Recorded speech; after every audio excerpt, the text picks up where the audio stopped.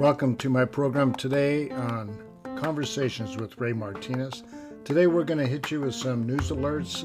I attended a Hugh McKean, State Representative, District 51, Town Hall meeting February 19th, 2022 at 10 a.m.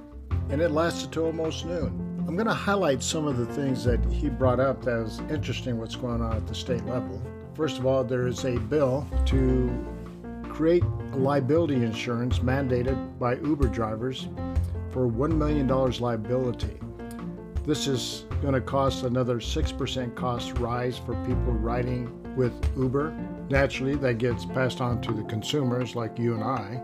Representative McKean brought up a good point. He feels like that this kind of law doesn't do nothing but hurt the average person, but maybe the law should be harder on the uninsured motorists. Hugh said he had three top priorities that he's concerned about. Number one is the cost of living. Number two, taking care of public safety. And number three, parents with educational choices. Let me back up to the cost of living. He said this is a very high priority for him. And he's trying to save $5,000 per year per family to cutting back on fees and other things. He said that's just going to take a lot to sort out, but that's what his goal is. And when we talk about taking care of public safety, another valid point is that the cost of insurance rates are going to go up for you and I because of the crime rate. So the insurance company is going to have to pick up this loss that they're paying out through us.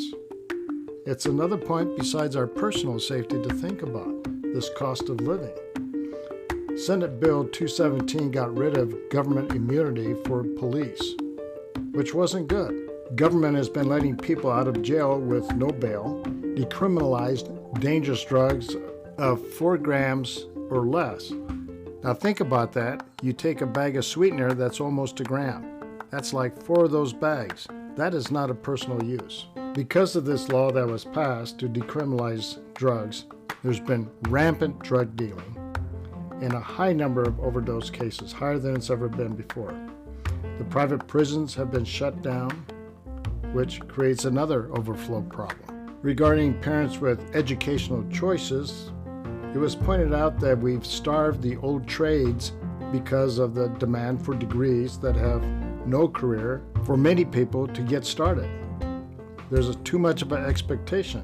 Representative McKean believes that pushing for more apprenticeships, such as electronics, carpentry, plumbers, HVAC, people who have these skill sets can easily start a career and get a job going right away. Colorado's budget last year was $36 billion. This year, it's over $40 billion. With the state trying to help fund education, right now, it's about $14,000 per student.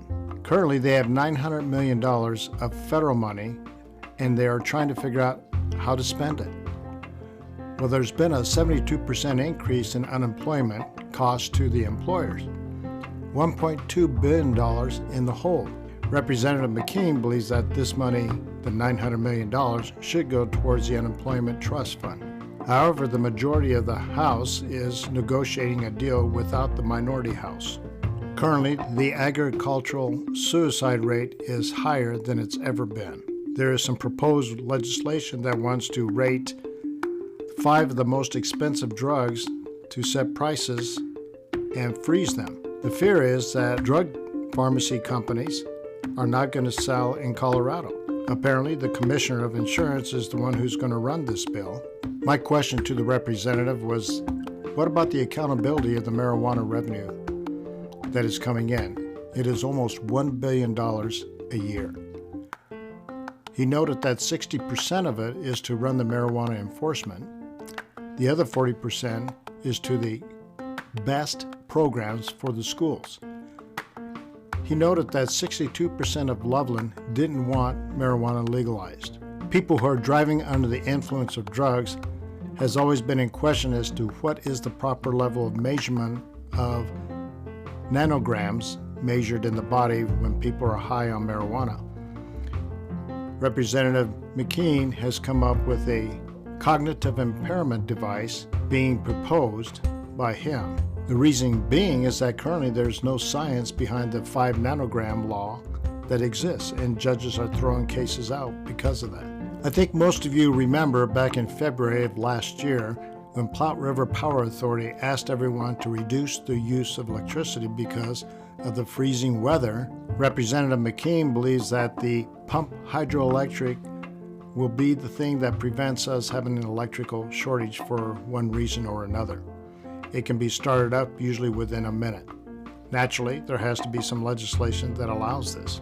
Well, that's a news wrap for today. Thank you for joining me.